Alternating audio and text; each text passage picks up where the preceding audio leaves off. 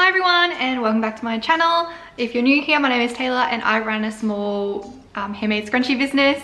I've been doing that for 7 years, so it's been quite a long time.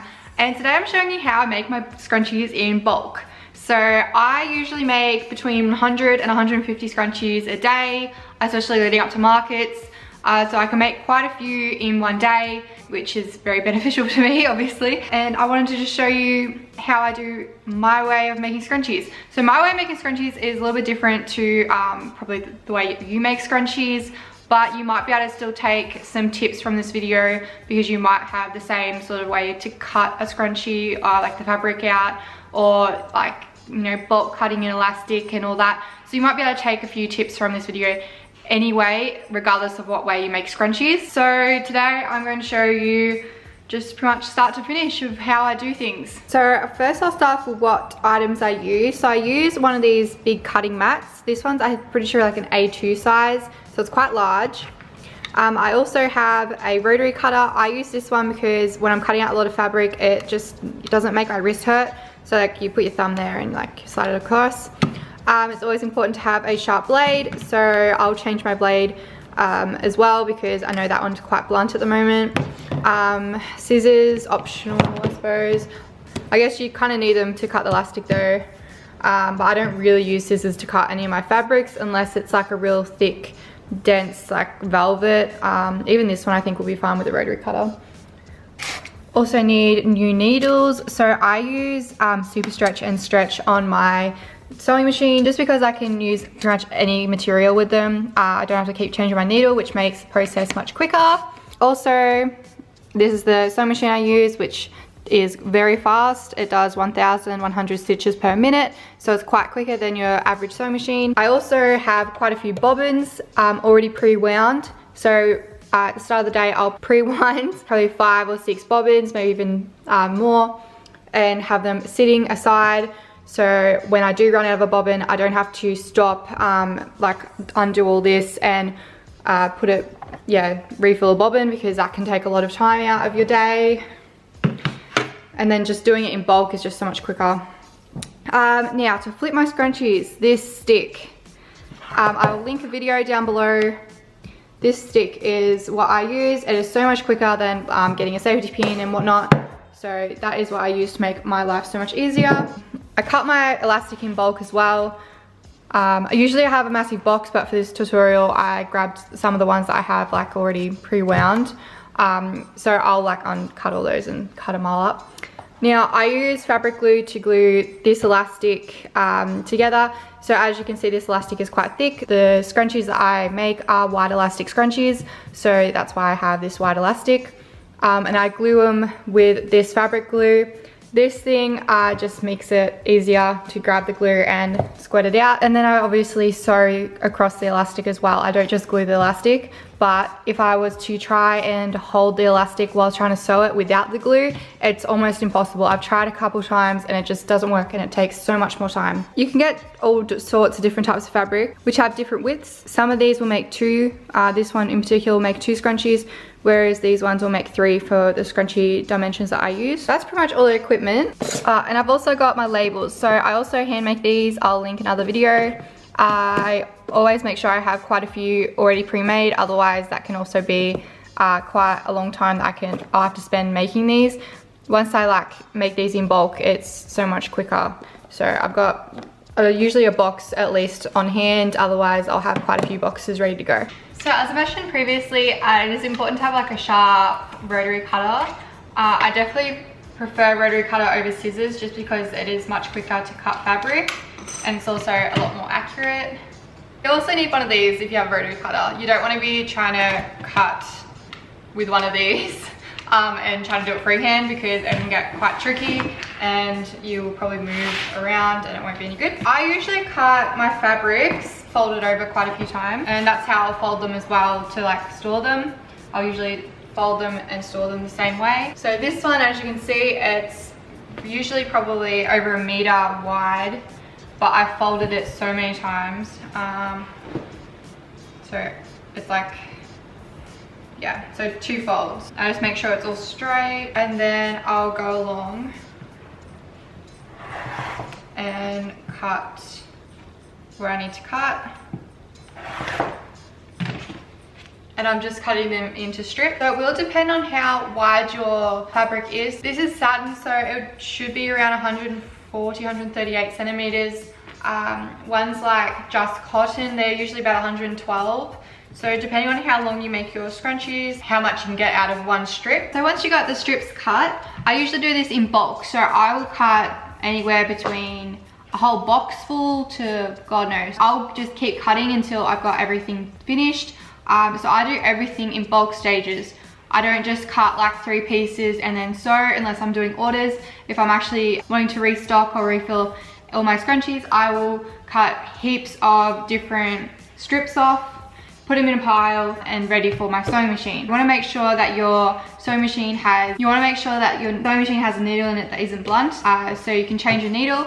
You also want to make sure that you have a heap of bobbins ready to go, especially if you are sewing upwards of 100 scrunchies. You want to make sure you've got plenty of bobbins that are already pre-wound, ready to go. I'll set my length to about 4 millimeters on my sewing machine. I don't really go any lower than that for just doing straight stitch, unless I'm doing metallics or maybe like velvets. But for just normal like satin, I just use 4. So I'll be sewing this whole strip, so it's quite long, and I'll sew the whole thing. Sewing the whole thing is much quicker than if you were to cut, say, I usually do my scrunchies about 45 centimeters. If you were to cut 45 centimeters out of this strip, you'll get 3 different pieces. To pick those up and then sew them takes longer. So what you want to do is just keep it in a nice long straight piece of fabric and sew that straight down the side, and then without taking apart this part, you want to just keep going. So you'll go on to the next strip. So I'm just going to do that now just to show you guys.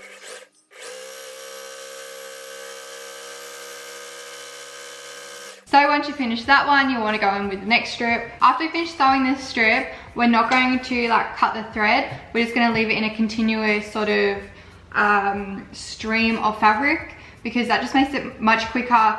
Because some sewing machines, especially ones that aren't computerized like this one, the thread will go into the sewing machine sometimes if you don't pull it out far enough. It also saves thread as well by just keeping them all stitched together. So I'm just going to quickly sew this one as well. There we go. So I've just sewn these 2. So I'm just going to use these 2 as an example. As I said earlier, usually I would sew like upwards of 100 in one sitting. So now that you've got your strips, what you want to do is cut them all apart, the little thread that's in between. And usually with this part, I will put them all together like this, and they'll all have like little threads, and I'll snip them all together at the same time. So that saves a lot of time as well. Like I won't just go along and do one snip at a time. I will grab a heap of different threads and snip them all at the same time, which also saves time. God, that was a lot of times in there. Yeah. So I hope that makes sense. If that doesn't make sense to you, have a look at some of my vlogs, because I do it in my vlogs all the time. So you don't want to cut the material before you flip, because that just makes more work for you. You want to keep them in a long strip. And I'm just going to use my stick. As I mentioned before, this stick was handmade, and it's definitely a lifesaver. It's so easy to do. You can watch the video on it, which teaches how to use it. But I'll just put the whole fabric on and flip the whole thing simultaneously, which saves so much time. And that's already flipped, like in a couple seconds. And I can do them quite fast as well. Like sometimes it does fall off the stick, but it's still a lot quicker than using a safety pin or anything like that. Done. So now that we've got our extra long tubes, we're gonna cut them.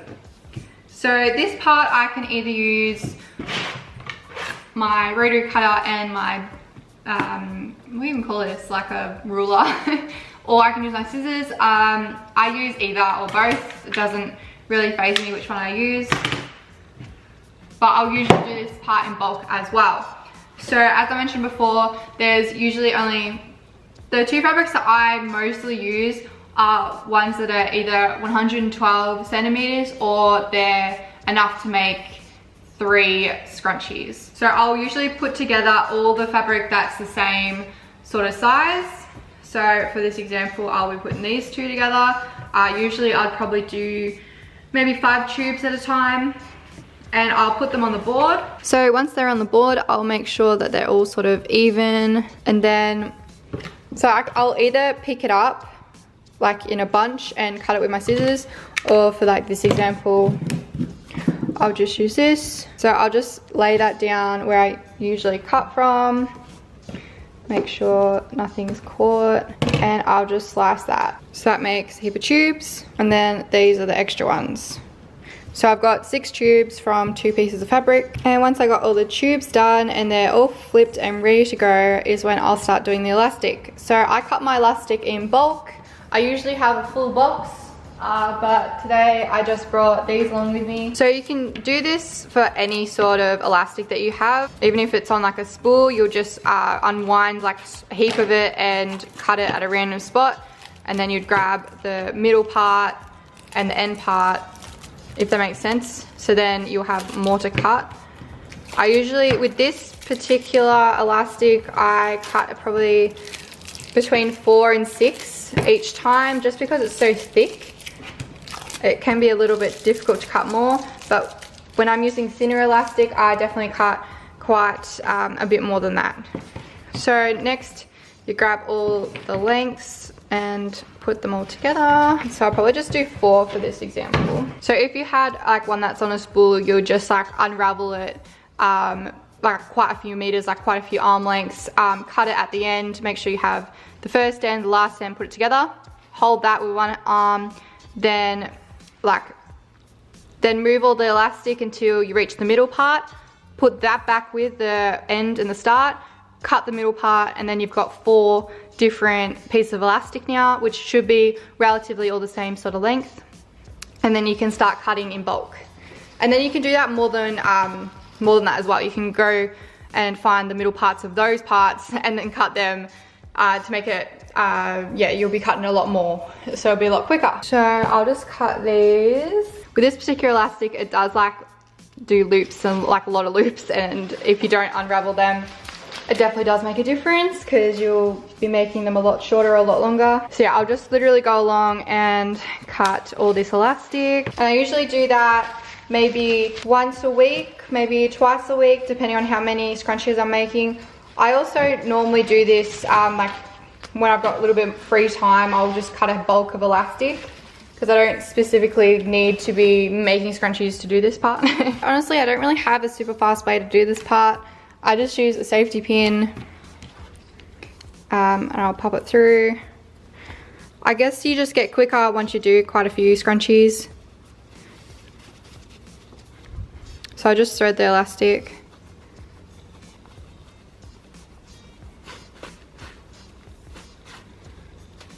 So I glue mine in place just so it makes it easy. I'll just do like a little double glue and hold it for a couple seconds, put it over there. And as I mentioned previously, I'll do this with all the scrunchies I have like in a box.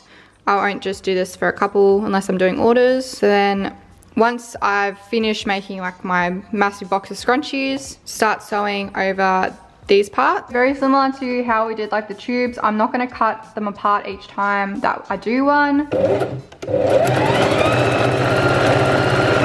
So I'm literally just sewing them back and forth.